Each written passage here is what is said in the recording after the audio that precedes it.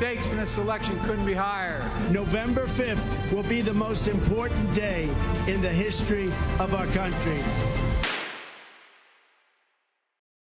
Now, please welcome the 46th President of the United States, Joe Biden.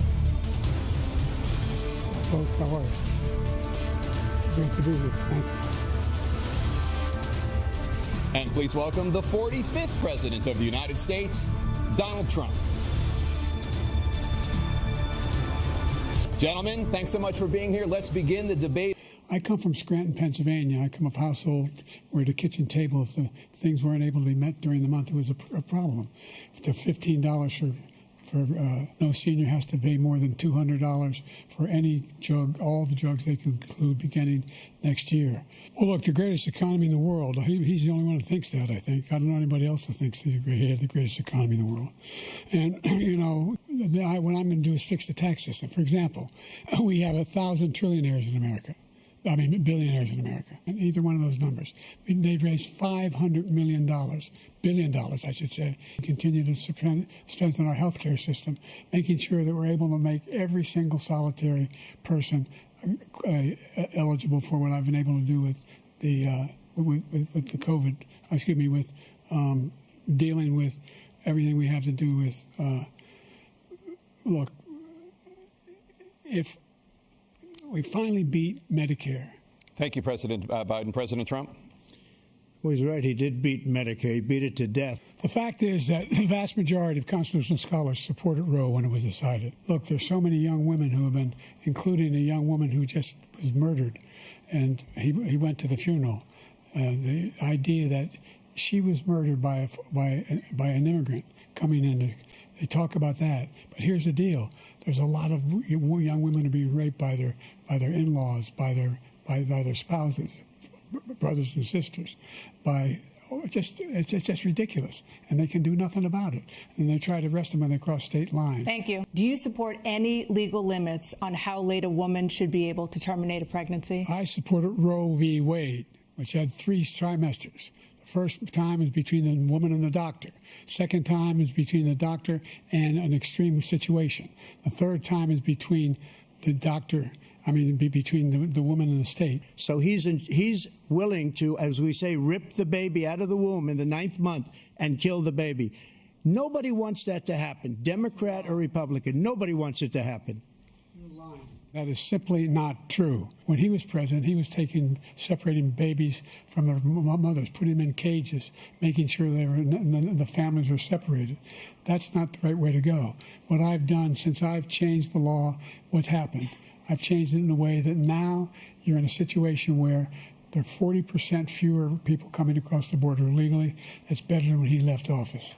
And I'm going to continue to move until we get the total ban on the total initiative relative to what we're going to do with more Border Patrol and more asylum officers. President Trump?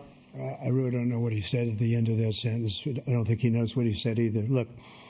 The only terrorist who's done anything crossing the border is one who came along and killed 3, under his administration, killed an al-Qaeda person come in his administration, killed 3 American soldiers. I was recently in France for D-Day, and I spoke all about those heroes that died. I went to the World War I cemetery he refused to go to. He was standing with his 4-star general, and he told me, he said, I don't want to go in there because they're a bunch of losers and suckers. My son was not a loser, was not a sucker. You're the sucker. You're the loser. The 4-star general standing to your side who was on your staff who said you said it, period. That's number one. And number two, the idea that I have to apologize to you for anything along the line. We've done more for veterans than any president has in American history. President Biden? I've never heard so much malarkey in my whole life. Look, Iran attacked American troops, caused brain damage. We found ourselves in a situation where, if you take a look at what Trump did in Ukraine, this guy told Trump, do whatever you want, and do whatever you want. If, in fact, he does what he says and walks away. And by the way, all that money we give Ukraine are from weapons we make here in the United States. We give them the weapons, not the money at this point. And our NATO allies have produced as much funding for Ukraine as we have. That's why we're strong. Number one, everyone from the United Nations Security Council straight through to the G7 to the Israelis and Netanyahu himself have endorsed the plan I put forward. We're providing Israel with all the weapons they need and when they need them. And by the way, I'm the guy that organized the world against Iran when they had a full-blown intercontinental ballistic missile attack on Israel. No one was hurt. No one Israeli was accidentally killed, and it just stopped. We saved Israel. We are the biggest producer of support for Israel of anyone in the world. President Biden, you have a minute. I've never heard so much foolishness. The idea that our strength lies in our alliances as well. It may be a big ocean, but are we ever able to avoid a war in Europe, a major war in Europe? What happens if, in fact, you have Putin continue to go into NATO? We have an Article 5 agreement. Attack on one is attack on all. President Biden? Look, he encouraged those folks to go up on Capitol Hill, number one. I sat in the dining room off the Oval Office. He sat there for 3 hours watching, begging, being begged by his vice president and a number of his colleagues on the Republican side as well to do something, to call for a stop, to end it. Instead, they talked about these people being patriots and great patrons of America. In fact, he says he'll now forgive them for what they've done. They've been convicted. He says he wants to commute their sentences and say that no. But he went to every single court in the nation. The only person on this stage is a convicted felon is the man I'm looking at right now. And the fact of the matter is, what he's telling you is simply not true. The fact is that there was no effort on his part to stop what was going on up on Capitol Hill. And all those people, every one of those who were convicted, deserves to be convicted. The idea that they didn't kill somebody, just went in and broke down doors, broke the windows, occupied offices, turned over desks, turned them over statues. The idea that those people are patriots? Come on. When I asked him the first two debates we had, first time around, I said, will you denounce the Proud Boys? He said, no, I'll tell them to stand by. The idea he's refusing, will you denounce these guys?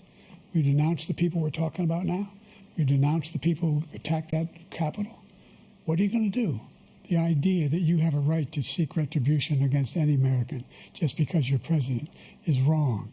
It's simply wrong. No president's ever spoken like that before. No president in our history has spoken like that before. Number three, the crimes that you are still charged with. And think of all the civil penalties you have. How many billions of dollars do you owe in civil penalties for molesting a woman in public, for doing a whole range of things, of having sex with a porn star on the night while your wife was pregnant? I mean, what are you talking about? You have the morals of an alley cat. It's a guy that's after his political opponent because he can't win fair and square. Thank you, President Trump. And there's a lot more coming. He's got a lot of cases down the road coming around. He's got a whole range of issues he has to face. I don't know what the juries will do, but I do know he has a real problem. And so the fact that, could you ever think you heard any president say that I'm going to seek retribution? I said I wasn't going to run again until I saw what happened in Charlottesville, Virginia. People coming out of the woods carrying swastikas on torches, and singing the same anti-Semitic bile they sang when back in Germany. And the young woman got killed. I spoke to the mother. And this is a guy who says Hitler's done some good things. I'd like to know what they are. The good things Hitler's done, that's what he said. This guy has no sense of American democracy. President Trump. Jake, both of you know that story has been totally wiped out because when you see the sentence, it said 100% exoneration on that. So he just keeps it going. He says he ran because of Charlottesville. He didn't run because of Charlottesville. He ran because it was his last chance. The fact of the matter is there's more small black businesses that have been started than any time in history. Number two, the wages of black unemployment is the lowest level it's been in a long, long time.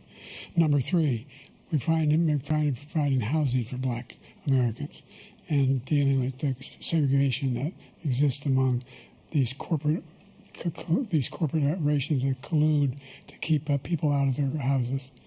And in addition to that, we find that the impact on I made sure that we're in a situation where all those black families and those black individuals who had to take out student loans that were ballooning, that if they were engaged in nursing, doctor, and anything having to do with volunteerism. There was no inflation when I became president. You know why? The economy was flat on its back. 15% unemployment. He decimated the economy, absolutely decimated the economy.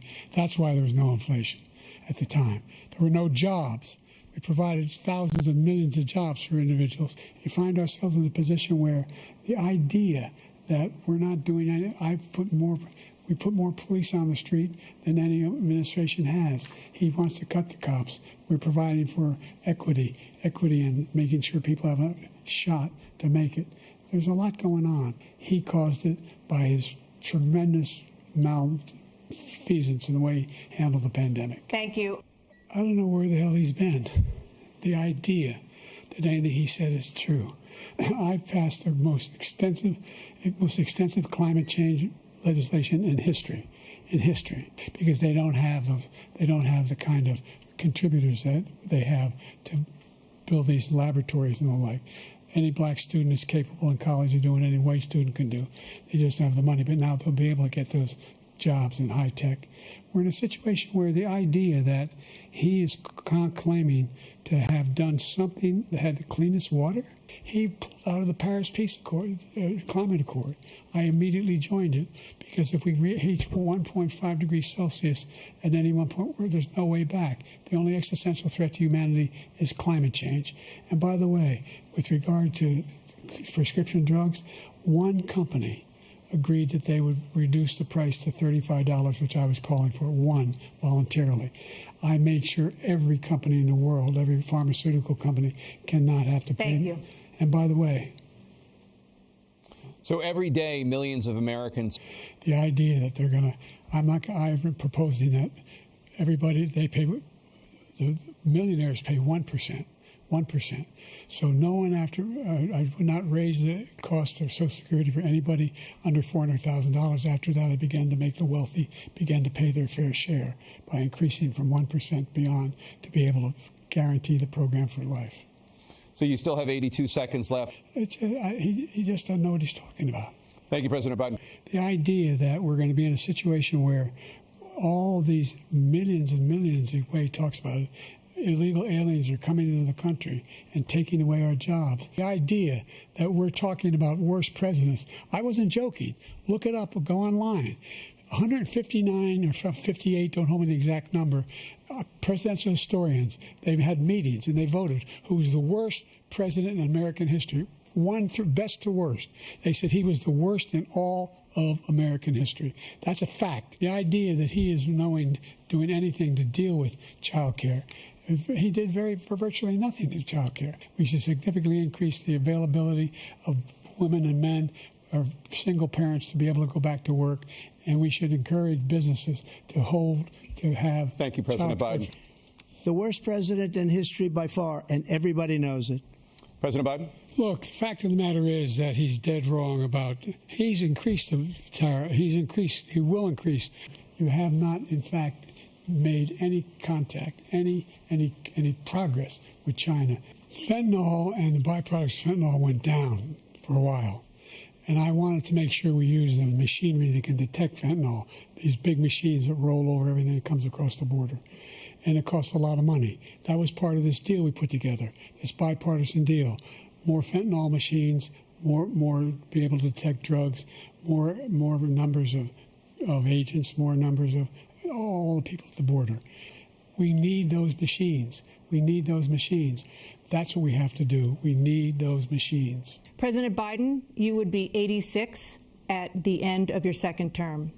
How do you address concerns about your capability to handle the toughest job in the world well into your 80s?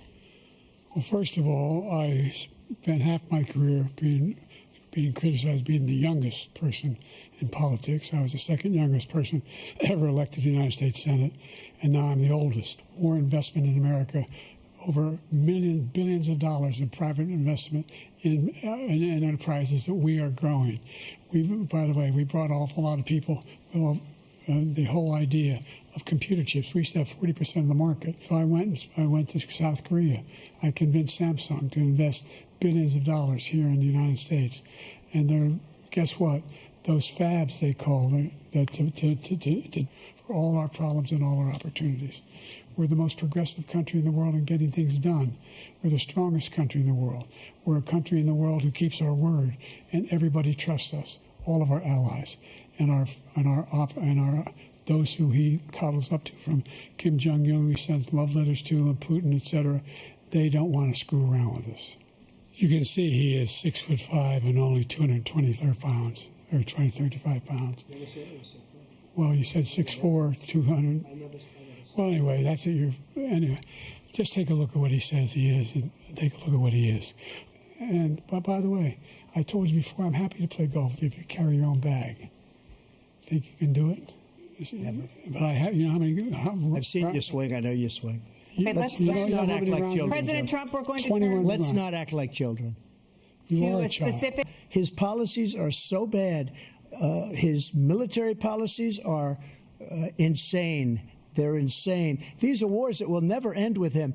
He will drive us into World War III, and we're closer to World War III than anybody can imagine. You want a World War III, let him follow and win, and let Putin say, do what you want, NATO.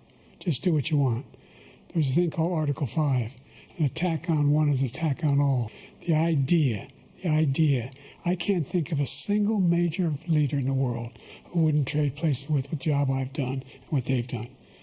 Because we are a powerful nation. We have wonderful people. It's because of the people, not me. It's because of the American people. They're capable of anything, and they step up when they're needed. It is now time for the candidates to deliver their closing statements as predetermined by a coin toss. We're going to begin with you, President Biden. You have 2 minutes. We've made significant progress from the debacle that was left by President Trump in his last term. We find ourselves in a situation where, number one, we have to make sure that we have a fair tax system. I ask anyone out there in the audience, or anyone out watching this debate, do you think the tax system is fair?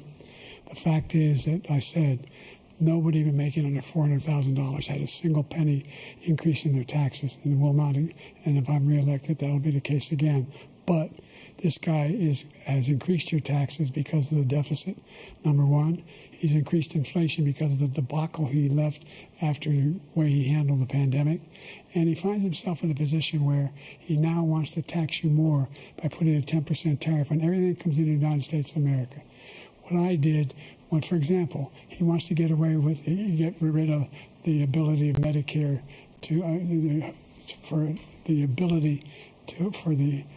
us to be able to negotiate drug prices with the big pharma companies. Well, guess what? We got it down to $35 for insulin instead of $400. No more than $2,000 for every senior, no matter how much prescription they need. You know what that did? That reduced the federal debt by $160 billion over 10 years because the government doesn't have to pay the exorbitant prices. I'm going to make that available to every senior all along. It's happening now, and everybody in America. He wants to get rid of that. I'm going to make sure that we have child care. We're going to significantly increase the credits people have for child care. I'm going to make sure we do something about what we're doing on lead pipes and all the things that are causing health problems for people across the country. We're going to continue to fight to bring down inflation and give people a break. Thank you, President Biden.